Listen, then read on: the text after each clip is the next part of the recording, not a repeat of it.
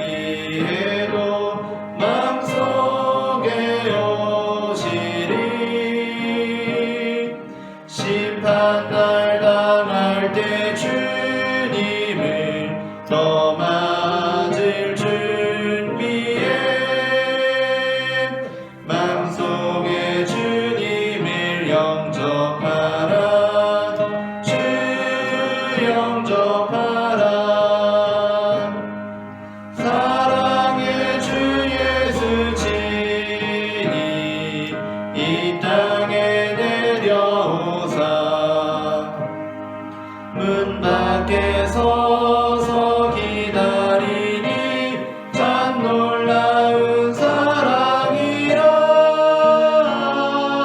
피하지 말라, 피하지 말라. 우리가 곁길로 피해도 맘속에 심판날 당할 때 주님을 너 맞을 준비해. 맘속에 주님을 영접하라, 주 영접하라. 주님이 부르는 음성 널 받아주시나니 내게 임하시어 끝까지 널 도우시네. 피하지 말라, 피하지 말라. 우리가 곁길로 피해도 맘속에 오시리. 심판날 당할 때 주님을 너 맞을 준비해. 맘속에 주님을 영접하라, 주 영접하라. 주님의 은혜를 받고 너 주를 영접하라.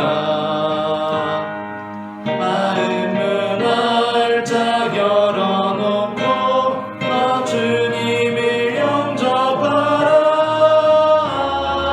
피하지 말라, 피하지 말라. 우리가 곁길로 피해도 맘속에 오시리. 심판날 당할 때 주님을 너 맞을 준비해. 맘속에 주님을 영접하라, 주 영접하라. 다 함께 찬송가 357장 찬송 부르시겠습니다.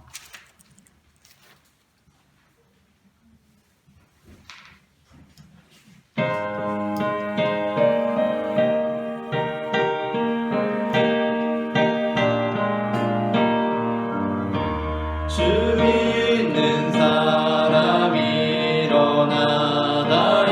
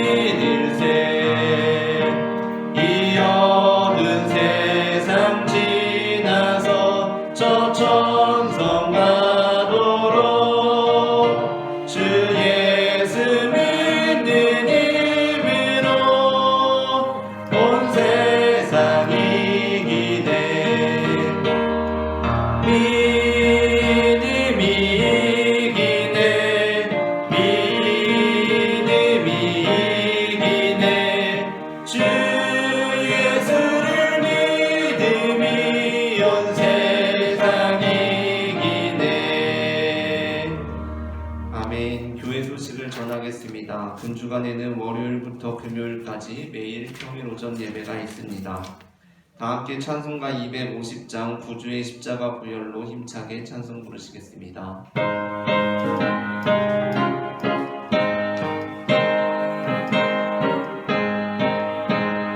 구주의 십자가 보혈로 죄 씻음 받기를 원하네. 내 죄를 씻으신 주 이름 찬송합시다. 찬송합시다. 찬송합시다. 내 죄를 씻으신 주 이름 찬송합시다. 죄악을 속하여 주신 주 내 속에 들어와 계시네. 십자가 앞에서 주 이름 찬송합시다. 찬송합시다. 찬송합시다. 내 죄를 씻으신 주 이름 다 함께 박수 치면서 찬송합니다. 주 앞에 흐르는 주 앞에 흐르는 생명수 날 씻어 정하게 하시네. 내 깊은 정성을 다하여 찬송합시다. 찬송합시다.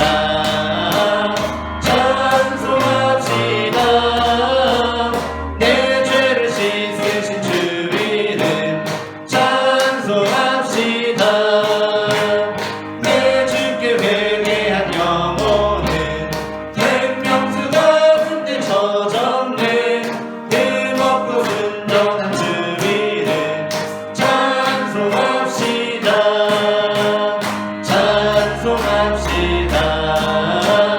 찬송합시다. 내 죄를 씻으신 주 이름 찬송합시다. 아멘. 사랑은 오래 참고 사랑은 온유하며 시기하지 아니하며 사랑은 자랑하지 아니하며 교만하지 아니하며 무례히 행하지 아니하며 자기의 유익을 구하지 아니하며 성내지 아니하며 악한 것을 생각하지 아니하며 불의를 기뻐하지 아니하며 진리와 함께 기뻐하고 모든 것을 참으며 모든 것을 믿으며 모든 것을 바라며 모든 것을 견디느니라. 아멘.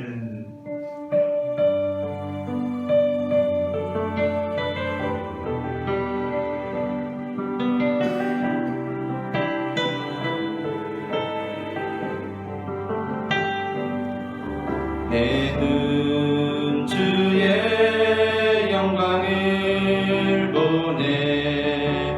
우리 가운데 계신 주님 그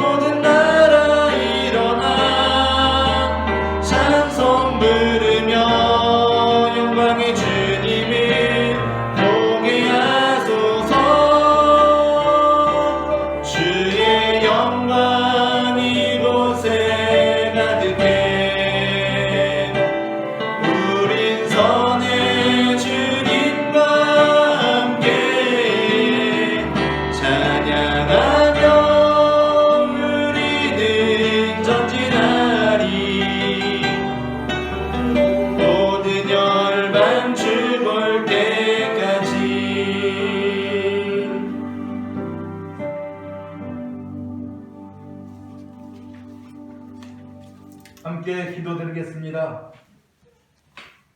사랑과 은혜가 풍성하신 하나님 우리 아버지, 하나님과 원수되었던 인간을 주의 선함과 인자하심을 따라 다 용서하시고 주를 믿고 의지하는 자들을 주의 자녀로 불러주시며 주님의 품으로 하나 인도하시니 우리는 주님의 백성이며 주의 기르시는 양으로서 이제도 주 하나님 앞에 나와 감사의 노래를 부르며 기쁨으로 우리 전부를 주께 드려 하나님을 예배합니다. 아멘. 존귀하신 우리 주께서 여기 온 유교 예배를 영광 중에 받으시며 아멘. 기쁨으로 함께 하옵소서.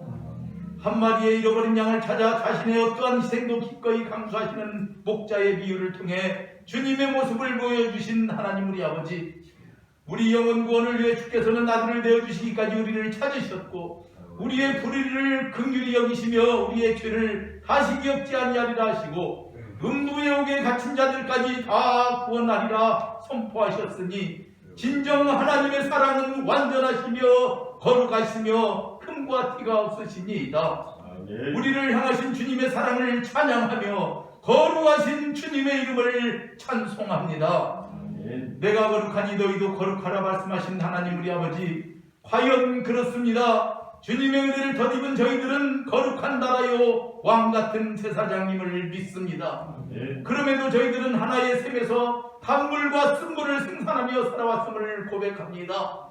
내가 알면서도 또 나 자신도 모르게 그런 모순된 삶을 반복하여 살아온 불완전한 모습입니다. 주님의 이름을 부르며 감사 찬양을 하던 입으로 주의 형상대로 지음받은 사람의 작은 실수를 정죄하고 저주하며 상처를 주었습니다. 그리고 나는 용서받은 사람이라고 주 예수의 이름을 도용하는 참으로 주님을 다시 십자가에 못 박는 행위를 서슴지 않았습니다. 하나님 아버지, 우리를 불쌍히 여기시고 또 불쌍히 여기시옵소서. 아멘. 이렇게 어리석은 인생을 어찌하오리이까. 주님의 은혜를 간구하며 엎드리는 저희들을 토기장이 되신 우리 아버지께서 다시 만들어주시고 새롭게 하셔서 하나님의 온전한 백성들로 사람으로 삼아 주옵소서. 아멘. 구하라 얻을 것이요 찾으라 찾아낼 것이요 문을 두드리라 열릴 것이라고 하시며 쉬지 말고 기도하라 말씀하신 하나님 우리 아버지, 우리의 어떤 기도나 간구도 괄시하지 아니하시고 다 응답해 주시는 우리 주 아버지께서 이제도 구하고 그 아버지께 이제도 구하고 기도하오니 주님 여기 온유교회에서 선포되는 말씀이 많은 사람들의 귀에 들려지게 하시고 듣는 이들마다 사랑의 하나님을 만나는 기쁨이 있어지게 하옵소서. 아멘. 세상에서 강도 만나 악한 상처로 죽어가던 자들이 이 말씀을 듣고 치료받으며 살아나게 하시고 살면서 여러 가지 문제들, 마음의 소원들이 주님과의 만남을 통해 다 해결되고 이루어지는 응답의 역사로 축복하여 주옵소서. 이 나라를 주께서 붙잡아 주시고 교회와 먼저 믿는 모든 자들이 주님의 영으로 충만하여 빈부귀 천너디에서도 자족하고 감사하며 기쁨으로 차고 넘치게 하옵소서. 은혜로우신 하나님 우리 아버지, 목사님에게 말씀의 능력 주심을 감사합니다. 하나님의 진리의 말씀을 선포하게 하셔서 정중하는 우리로 행복한 신앙생활로 은혜 주심을 감사합니다. 아멘. 이제도 말씀을 통해 하나님의 주시는 풍성한 위로와 하늘의 신령한 복으로 부어주옵소서. 이 모든 말씀을 천하 모든 나라와 권세와 지혜와 능력과 영광이 다 주님의 것임을 찬양하며 우리를 십자가 죽음과 부활로 대속하고 살리신 예수 그리스도 이름으로 기도하옵나이다. 아멘.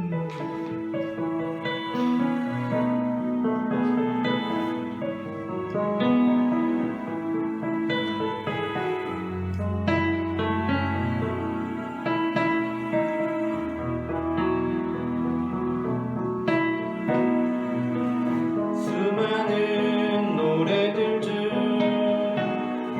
가장 귀여운 노래, 나를 향한 아버지의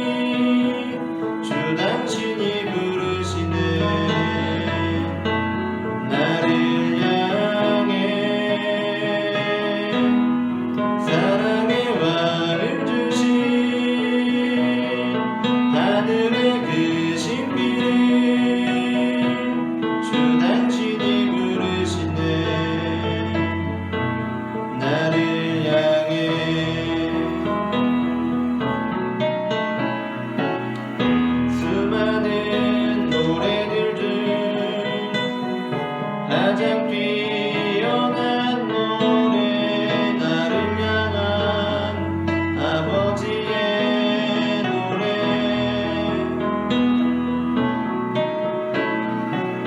아버지의 사랑으로 영원히 내 맘속에 새겨져 있는 아버지의 노래 천상의 그 멜로디 창조주의 심포니 주 당신이 부르시네 나를 향해 사랑의 왕을 주신 하늘의 그 신비를 주 당신이 부르시네 나를 향해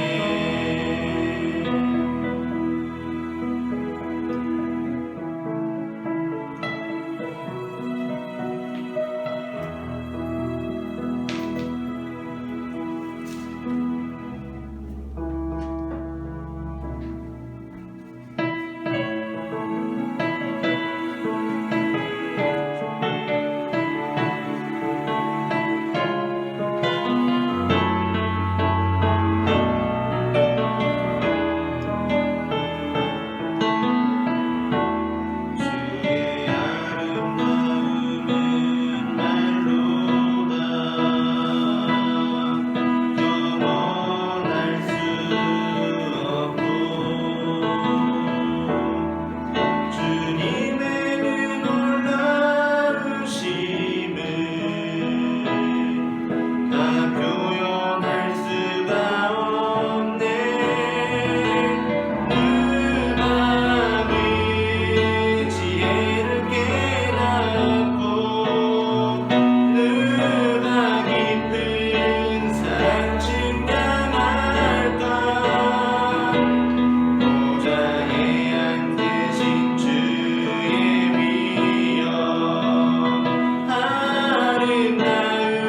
아름다우신 주님 내가 주를 경외함으로 주님 앞에 홀로 섭니다 찬양 받으시기 합당한 거룩하신 주님 내가 주를 경외함으로 주님 앞에 홀로 섭니다 찬양 받으시기 합당한 거룩하신 주님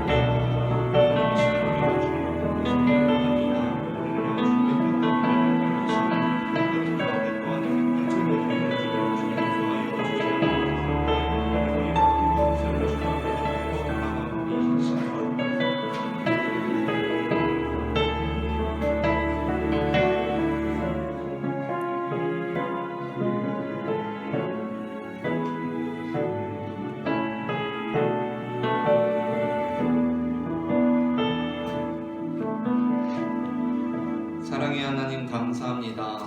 이 시간 우리가 주님의 말씀 앞에 서게 하시니 감사합니다.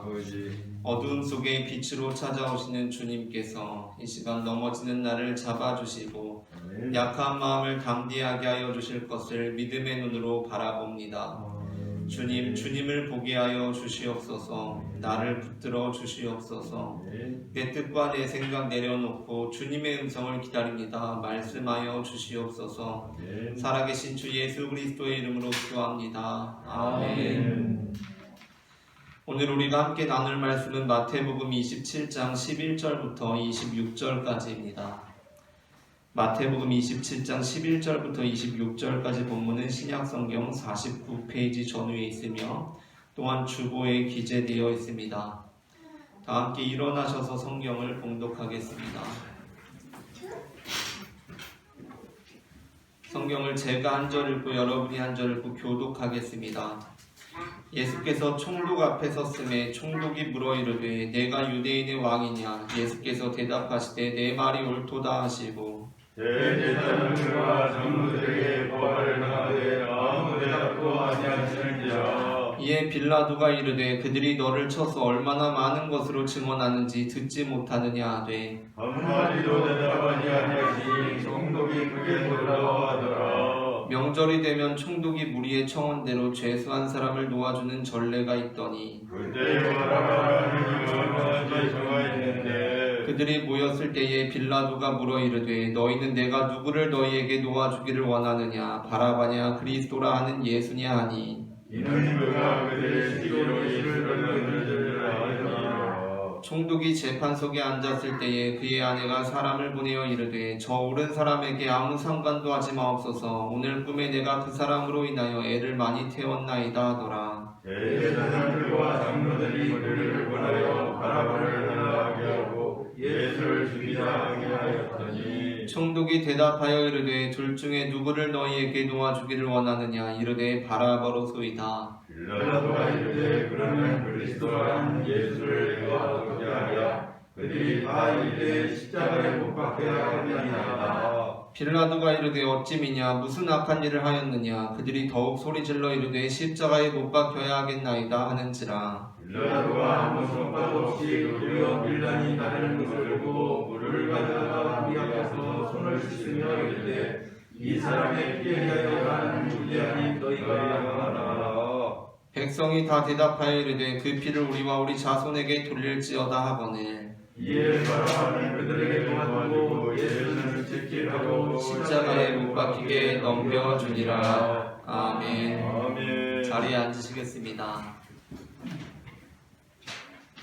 이 시간 예배의 자리에 나오신 여러분을 축복합니다. 오늘 저는 앞서 읽은 마태복음 27장 11절부터 26절까지의 본문으로 바라바냐 예수냐라는 제목의 설교를 하려고 합니다. 전해지는 말씀 가운데 하나님의 은혜가 있기를 바랍니다. 아멘. 오늘 본문은 예수님께서 빌라도에 의해 십자가에 못 박히게 넘겨짐을 당하는 내용으로 마태복음뿐만 아니라 마가복음과 누가복음 그리고 요한복음에도 모두 기록되어 있습니다. 이러한 경우 본문은 마가복음을 원천으로 하고 거기서부터 마태복음과 누가복음이 전승되었으며 요한복음 역시 간접적으로나마 영향을 받은 것이라고 볼 수가 있겠는데 각각의 내용들은 그 관점에 따라 조금씩 차이를 나타내게 됩니다. 먼저 마태복음의 경우는 마가복음을 원천으로 삼되 거기에 빌라도의 아내에 관한 내용이나 빌라도의 손 씻는 행위에 관한 내용을 첨가하였습니다. 그리고 누가복음은 빌라도의 신문 사이에 예수님께서 한 차례 헤롯에게 보내졌다가 되돌아오게 되는 내용을 담고 있고 요한복음의 경우는 다른 어떤 복음서보다도 예수님과 빌라도의 대화를 세세하게 기록하고 있습니다. 하지만 이러한 차이에도 불구하고 모든 복음서들이 예수님에 대한 빌라도의 신문과 관련하여 빼놓지 않고 언급하는 사건이 있습니다. 그것은 바로 바라바에 관한 것입니다. 바라바는 오늘 본문에서 유명한 죄수로 소개되는 인물로 6월절 전례에 따라 사면이 예정되었던 인물로 등장합니다. 물론 언뜻 볼 때 바라바에 관한 내용은 전체 맥락 속에서 그다지 큰 역할을 하지는 않는 것으로 보일 수 있습니다. 그러니까 바라바에 관한 내용이 생략되더라도 본문의 전개는 전혀 지장을 받지 않습니다.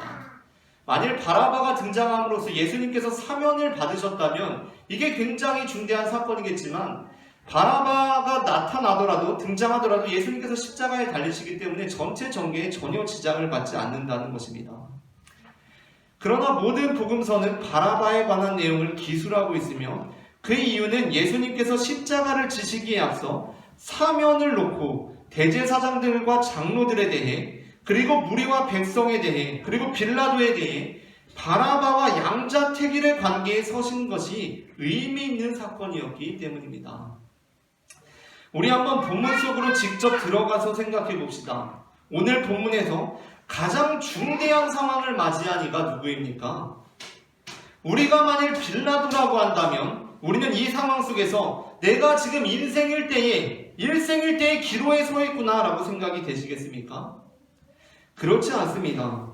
모든 복음서들이 빌라도가 예수님을 신문하는 장면을 특별하게 묘사하고 있기는 하지만 그럼에도 불구하고 빌라도가 이 신문을 그저 일반적인 재판 중 하나로 여긴 정황은 외면될 수 없습니다.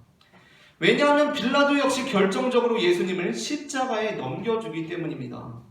그렇다면 대제사장들과 장로들이 중대한 상황을 맞이하고 있습니까? 그들도 아닙니다. 물론 대제사장들과 장로들은 예수님을 죽이겠다는 목적을 이루기 위해 나름 중차대한 일을 벌이고는 있지만 설령 그것이 실패하더라도 그저 추진하던 하나의 프로젝트가 뜻대로 이루어지지 않은 것에 지나지 않을 것입니다. 그렇다면 무리 곧 백성들입니까? 아닙니다. 본질적으로 이들에게 있어서 예수님은 십자가에 달려도 그만, 달리지 않아도 그만입니다. 그렇다면 예수님입니까? 예수님도 아닙니다. 예수님은 진작부터 자신이 십자가에 달릴 것을 예견하고 계셨기에 지금 이 상황은 그다지 중대하게 다가오지 않습니다. 그렇다면 누구입니까? 지금 이 상황을 통해 가장 중대한 상황, 말 그대로 일생일대의 기로에 서게 된 이가 누구입니까? 바로 바라바입니다. 바라바는 오늘 본문에서 빌라도에 의해 예수님과 사면을 놓고 양자택일의 관계에 놓인 인물로 등장합니다. 그리고 예수님께서는 지금 죄인으로 잡혀오신 지 불과 하루도 채 지나지 않았습니다. 그렇다고 한다면 바라바는 이미 명절 이전부터 이번 명절에 사면될 인물로 확정적으로 예비되어 있던 인물이었을 것입니다. 그러니까 바로 어제까지만 해도 내일 사면되면 뭐하지를 기대하면서 있던 인물이었다는 것입니다. 그런데 갑자기 무슨 일이 생긴 것입니까? 내 사면이 가장 유력했었는데 갑자기 예정된 사면을 코앞에 두고 갑자기 경쟁자가 나타났습니다.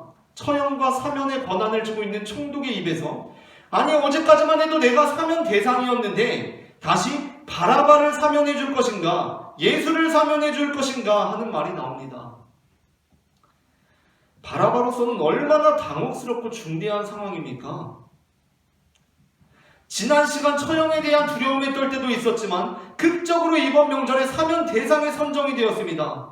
그날만 기다리며 이제 명절만 되면 풀려나겠거니 생각하고 있었는데 갑자기 생각지도 못한 생사의 기로에 다시 서게 된 것입니다.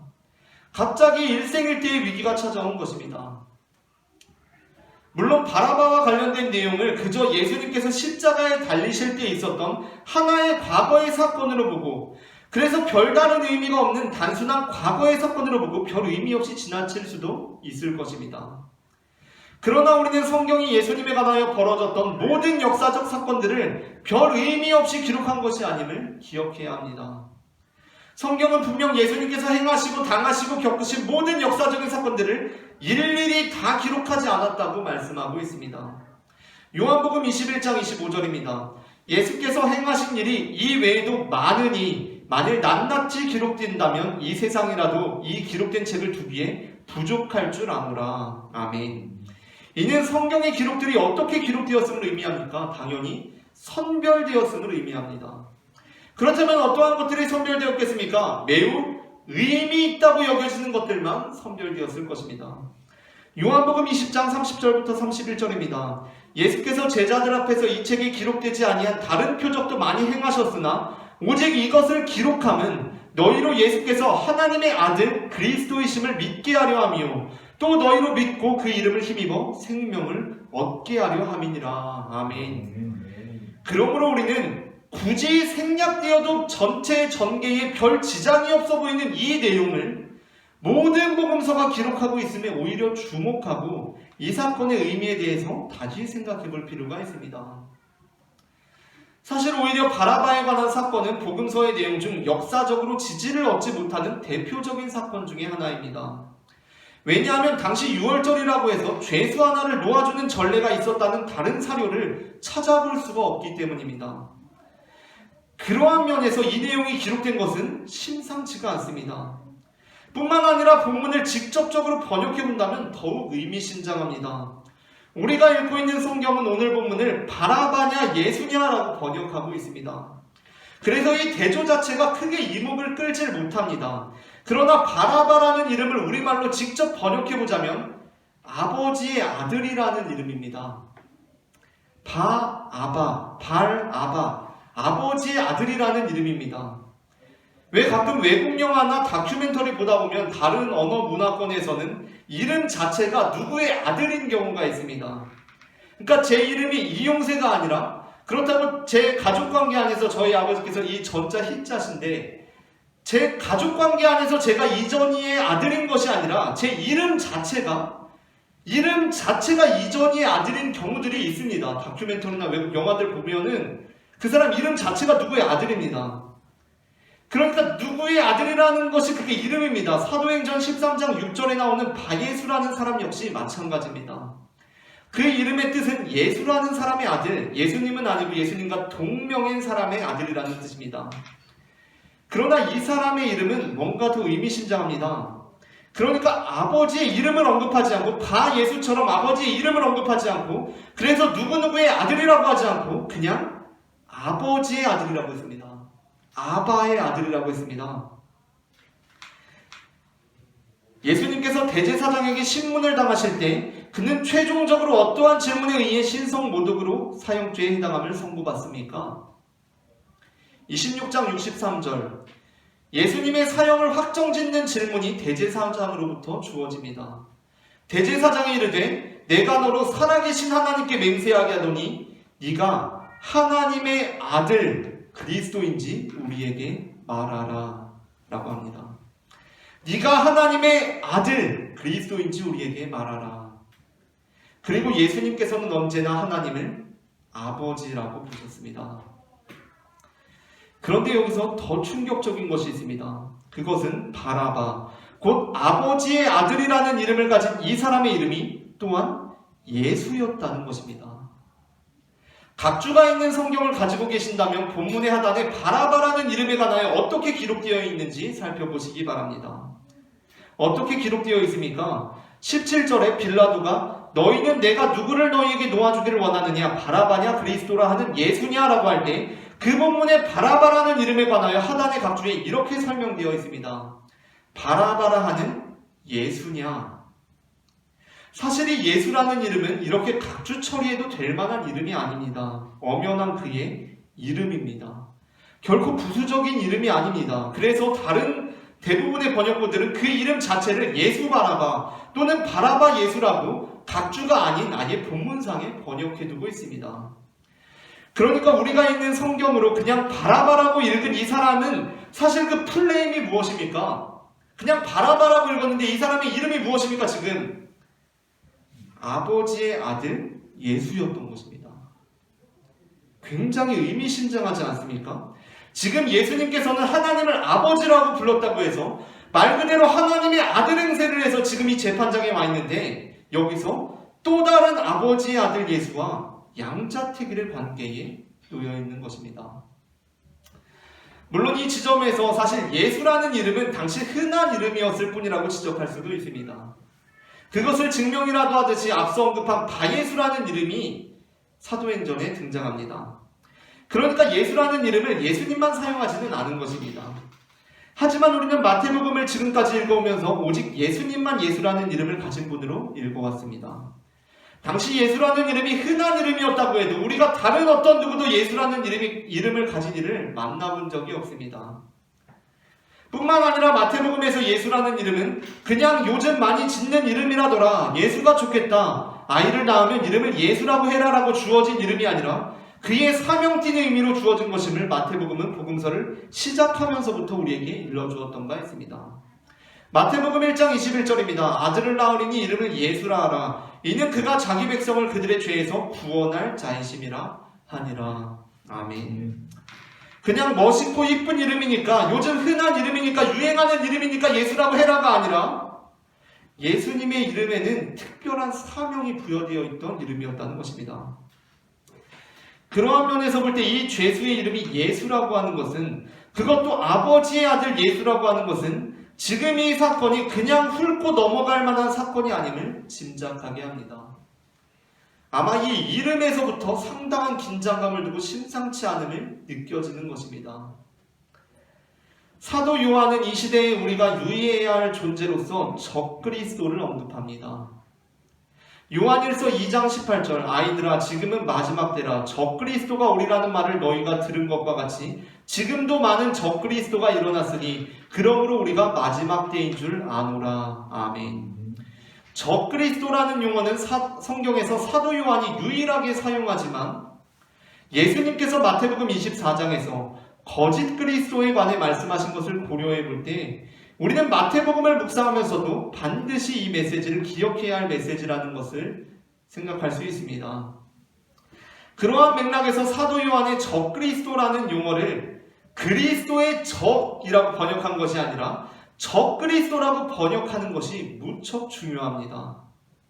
사실 우리가 읽는 성경이 아닌 다른 번역들은 적그리스도를 그리스도의 적이라고 번역하기도 하지만 이것은 상당히 아쉬운 번역입니다.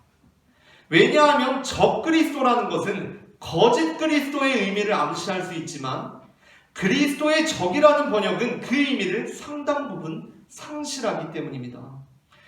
그러므로 우리가 적그리스도라는 용어를 더욱 실감나게 이해하고자 한다면 우리는 적이라는 말을 바로 안에 넣어야 합니다.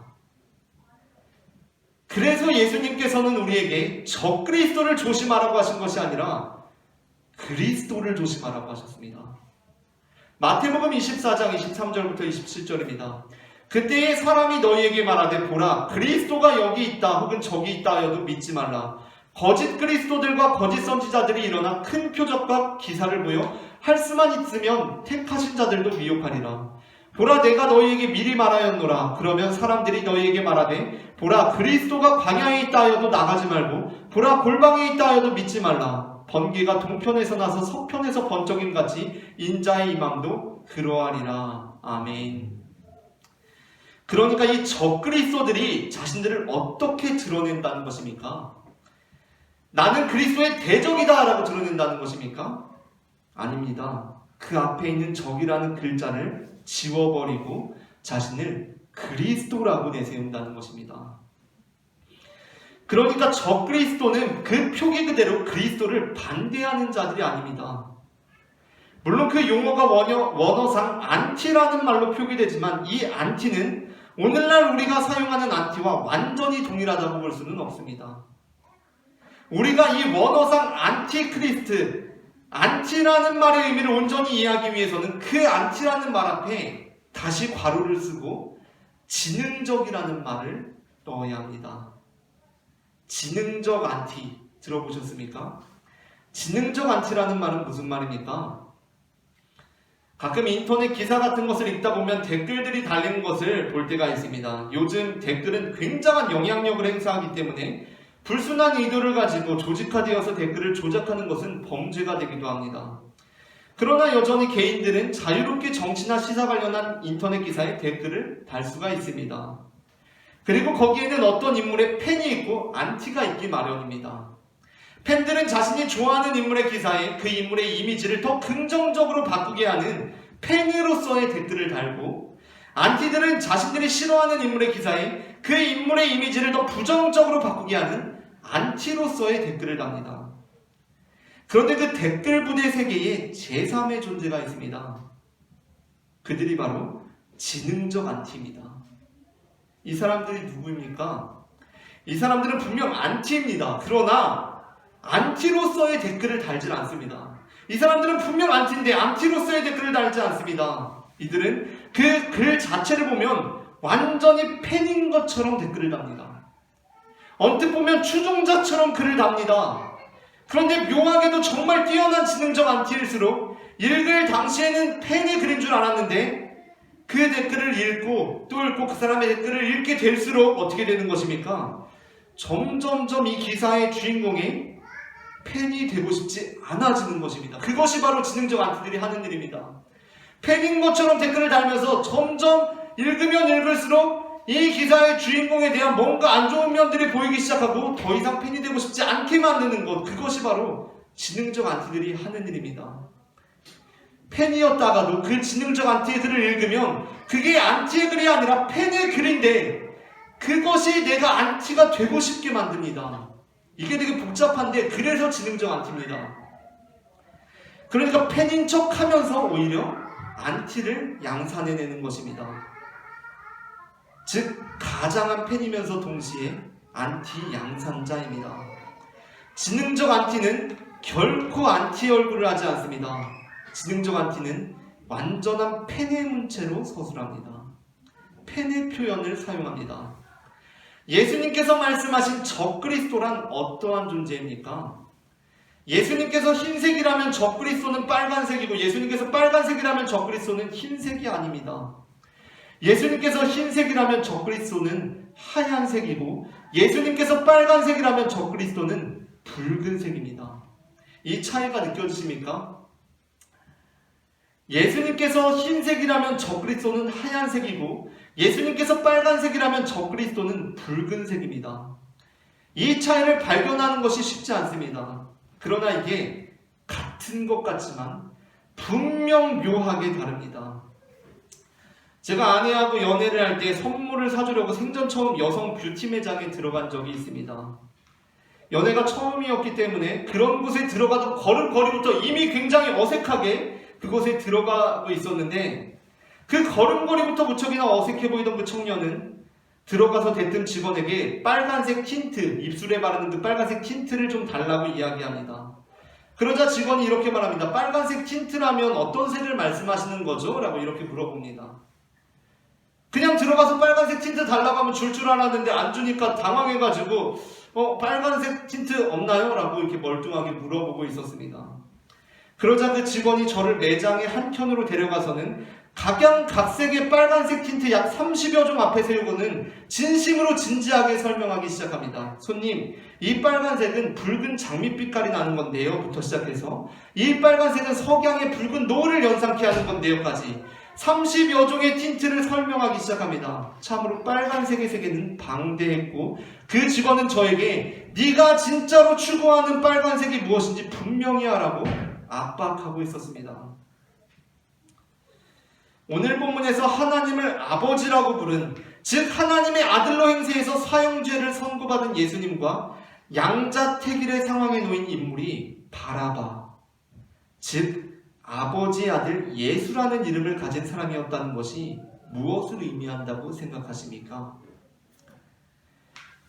그것은 우리가 선택해야 하는 존재가 예수님과 사탄이 아니라는 것을 암시합니다. 그것은 우리가 양자택일해야 하는 길이 흰 옷을 입으신 예수님이 가신 길과 뿔 달린 악마가 있는 길이라는 것을 암시하는 것이 아닙니다. 본문은 이 지점에 이르러서 자, 너희가 추구하고 너희가 믿고 너희가 따르는 예수가 예수라고 하는데, 너희가 따르는 분이 예수라고 하는데 도대체 너희가 따르는 예수는 그렇다면 누구냐? 라고 중대한 질문을 던지고 있습니다. 너희가 믿고 너희가 따르는 예수가 도대체 누구냐고 우리에게 중대한 질문을 던집니다. 아니, 예수인 거는 알겠는데 도대체 어떠한 예수냐라고 분명히 하라고 다시 한번 묻고 있습니다. 오늘 본문 속으로 들어가 보면 지금 이 상황은 굉장히 헷갈리는 상황입니다. 그리스도 예수와 아버지의 아들 예수가 함께 서 있습니다. 정신을 차리지 않으면 어떤 예수가 예수인지 분간하기가 어렵다는 것입니다.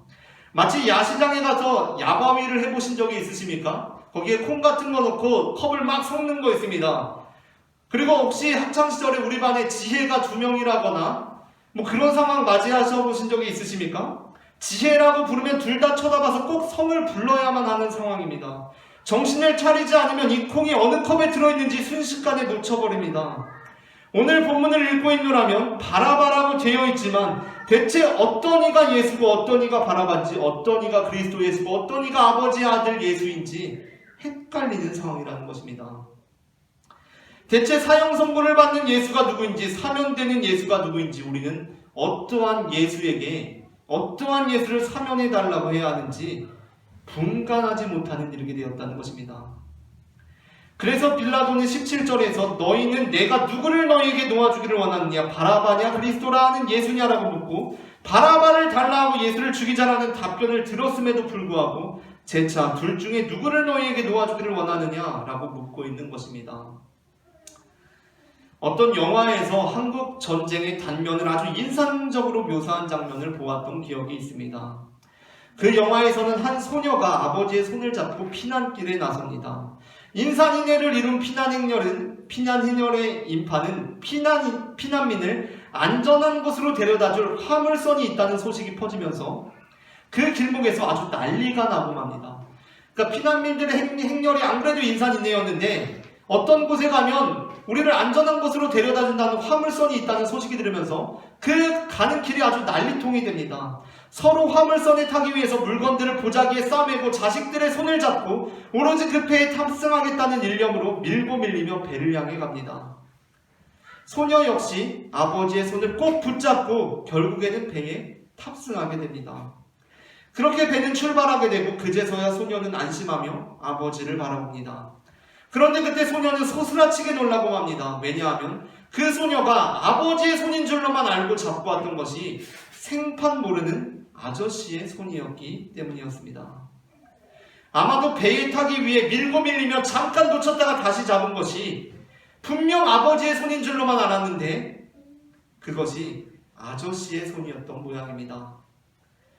물론 우리는 이 이야기를 듣고 나서 그 손이 누구의 손이든지 간에 소녀가 배에 탑승했다는 것만으로도 크게 안심할 수 있습니다.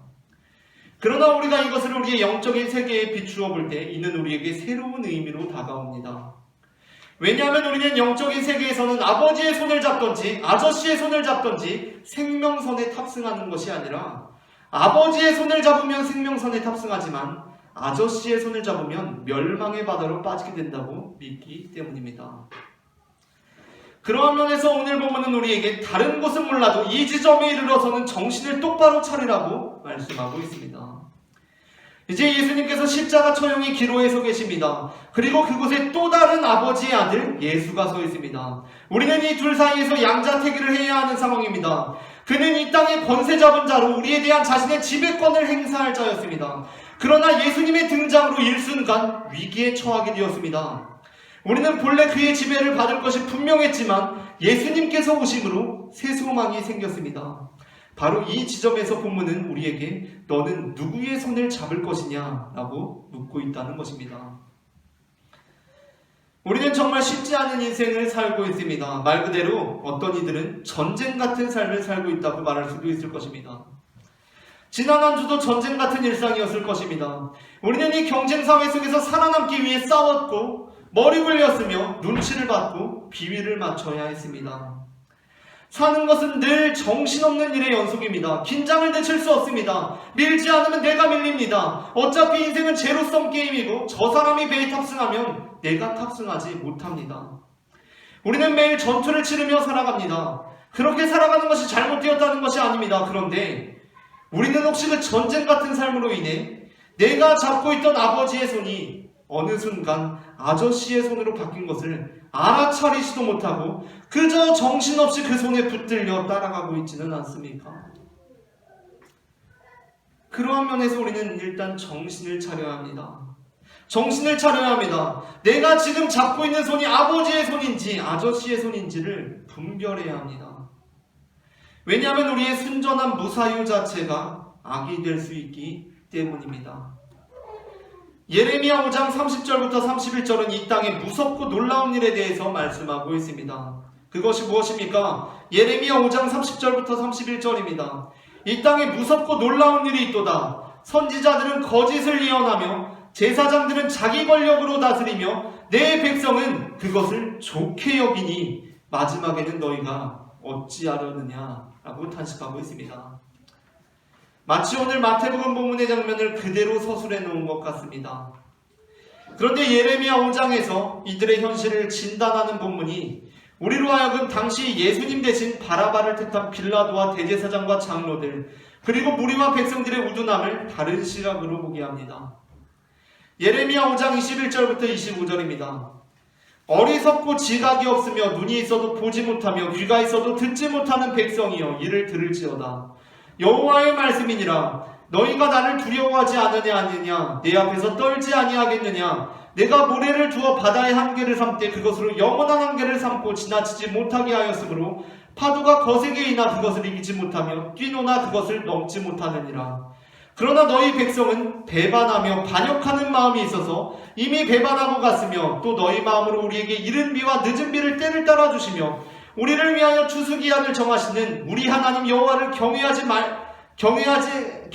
말하지도 아니하니 너희 허물이 이러한 일들을 물리쳤고 너희 죄가 너희로부터 좋은 것을 막았느니라. 아멘. 예레미야 본문은 당시 유다의 허물과 유다의 죄에 대해서 말씀하고 있습니다. 그것은 어리석고 지각이 없으며 눈이 있어도 보지 못하고 귀가 있어도 듣지 못하는 것이었습니다. 즉 그들의 우둔함, 분별치 못함이 곧 허물과 죄였다는 것입니다. 그렇다면 어떻게 우둔함이 곧 죄가 됩니까? 그것은 그들의 우둔함이 실상은 배반하며 반역하는 마음으로부터 기인한 것이었기 때문입니다. 본문은 어리석고 지각이 없으며 눈이 있어도 보지 못하며 귀가 있어도 듣지 못하는 백성이여 이를 들을지어다. 너희는 어리석고 지각이 없으며 눈이 있어도 보지 못하며 귀가 있어도 듣지 못하여 너희 마음으로 우리 하나님을 경외하자 말하지도 아니하니 너희 허물이 이러한 일들을 물리쳤고 너희 죄가 너희로부터 좋은 것을 막았느니라 라고 말씀하는 것이 아니라 그들의 어리석음이 곧 배반하는 마음으로부터 기인하였음을 지적하고 있습니다.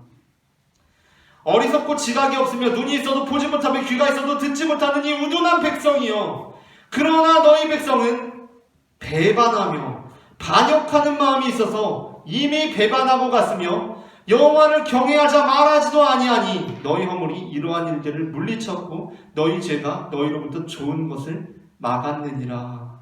아멘. 오늘 본문에서 빌라도는 예수님을 십자가에 왜 넘겨주었습니까? 바라바와 예수님이 헷갈려서 넘겨준 것입니까? 아닙니다.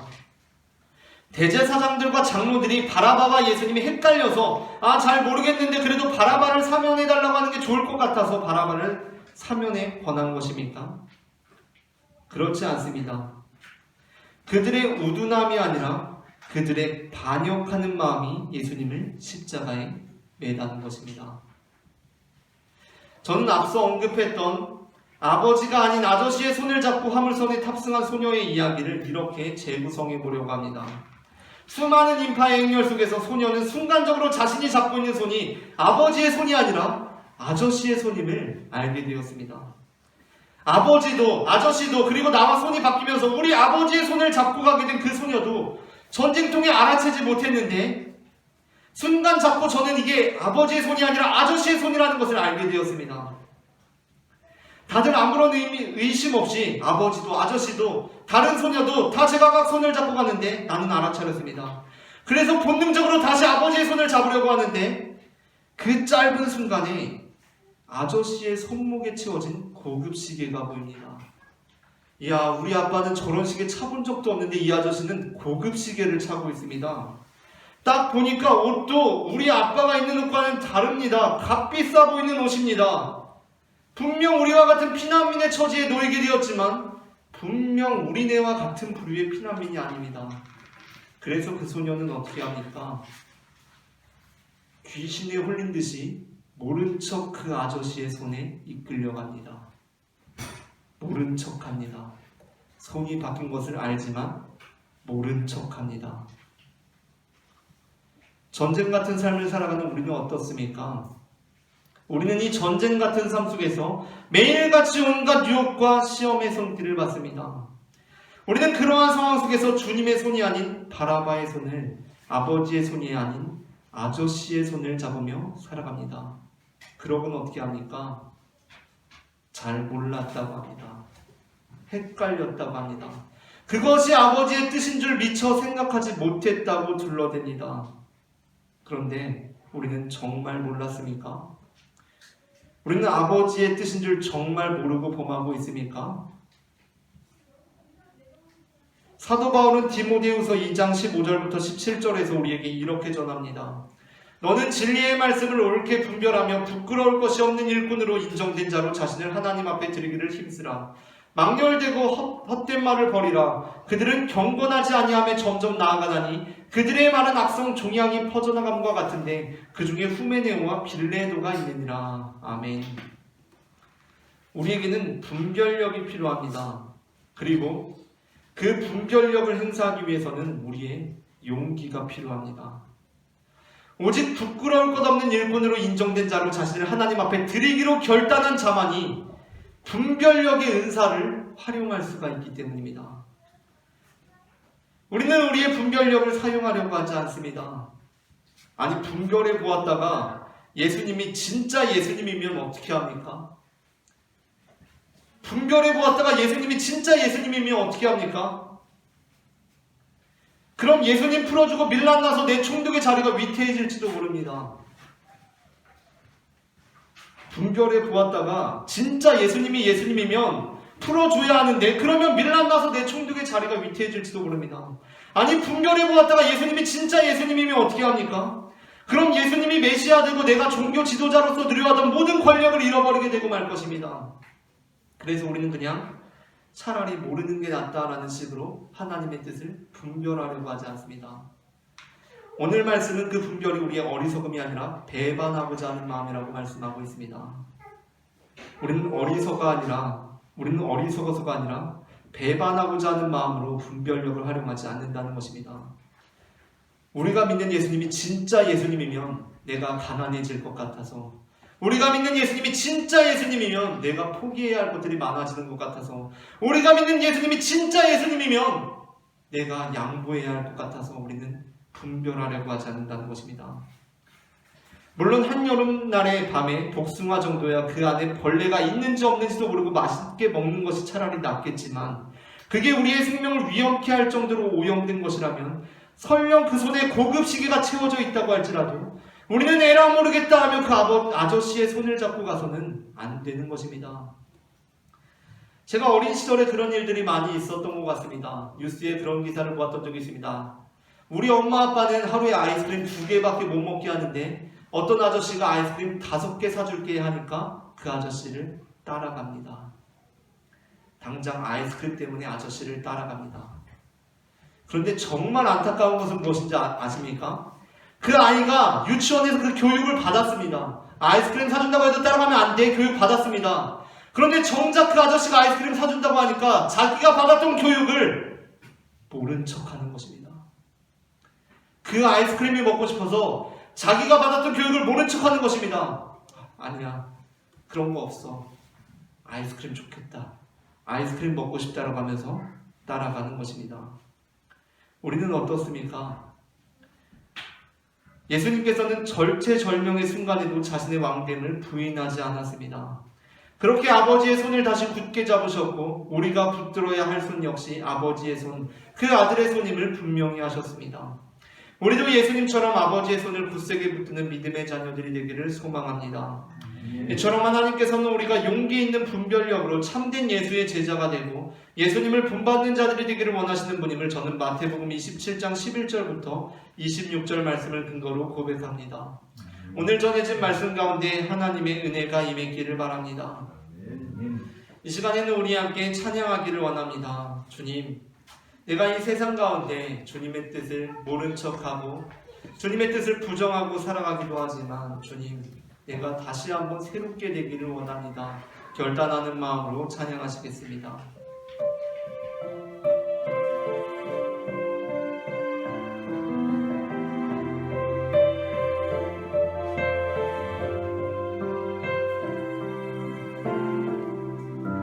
그 말씀 따라 산다고 결코 잊은 적 없다고 세상을 따라가지만 하나님을 잊진 않겠다고 작아질 수 있을까? 나를 부인할 수 있나? 항상 그 자리 내 모습 왜 나가서지를 못하는가? 주 날 용서하소서. 나의 약함하오니 이제 새롭게 하소서. 주님 사랑의 도구로 비록 이 세상 안에 살아도 내 안에 많은 소리 들려도 나는 세상의 빛으로 오신 주님의 이름으로 승리하며 살겠네. 그 말씀 따라 산다고 결코 잊은 적 없다고. 세상을 따라가지만 하나님을 잊진 않겠다고. 십자가 질 수 있을까? 나를 부인할 수 있나? 항상 그 자리 내 모습 왜 나가서지를 못하는가? 주 날 용서하소서. 나의 약함하오니 이제 새롭게 하소서. 주님 사랑의 도구로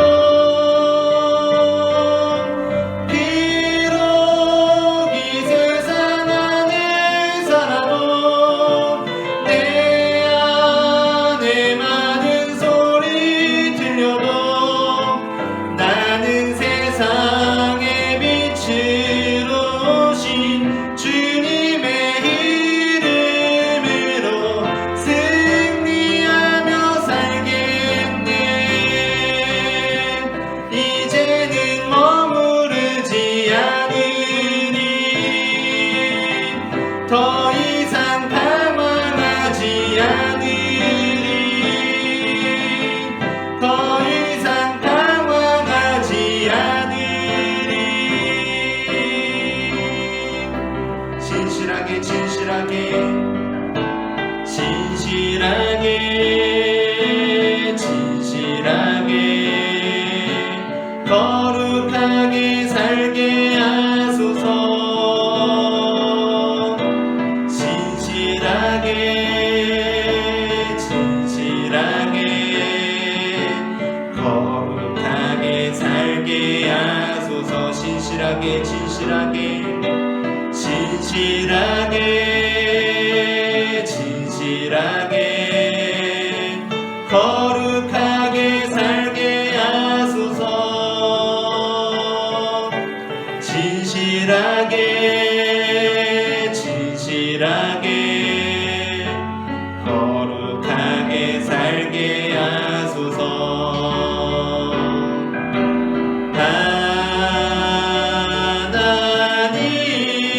하나님 나의 마음 만져주소서.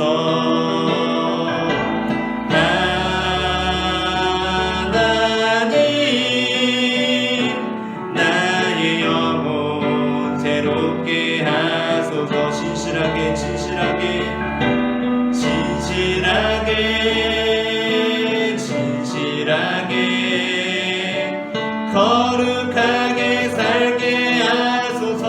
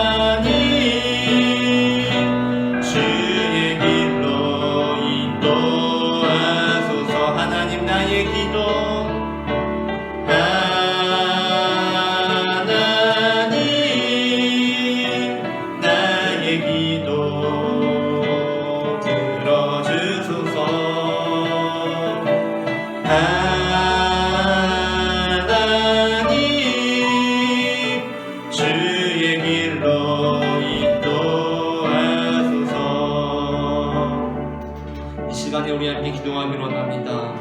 사랑의 주님, 우리가 주님만을 소망합니다. 주님만을 원합니다. 주님께서 우리의 인도자가 되어주시고 주님께서 우리의 왕이 되어주셔서 우리의 모든 인생이 주님의 손을 붙들고 나아가는 믿음의 인생이 될 수 있도록 도와주시옵소서. 그 말씀을 따라 산다고 한 나의 고백이 결코 잊지 않겠다고 했던 나의 결단이 주님 앞에 온전히 이루어질 수 있도록 도와주시옵소서. 다 함께 기도하시겠습니다. 사랑의 주 하나님 아버지, 은혜를 감사합니다. 하나님 아버지, 우리 하나님과 주님께 주님과 주시옵소서. 주의 아버지, 주의 감사합니다. 하나님의 예수님을 하나님 나는 즉 예수 그리스도를 따르는 주님의 아버지의 죽음을 갈수 있도록 주님 예수님을 도와주시옵소서. 하나님의 주님의 손을 붙들고 나아가는 믿음의 자녀들이 될 수 있도록 주님 도와주시옵소서. 하나님의 신령을 도와주시옵소서. 하나님의 이름을 도와주시옵소서. 하나님의 가시만 따라가게 하소서. 신령 우리가 주님을 나아가게 하소서. 하나님의 주시옵소서. 그 이름으로 그렇게 말씀을 나누게 하소서. 아버지의 성령 주님 잡고 아버지 사랑을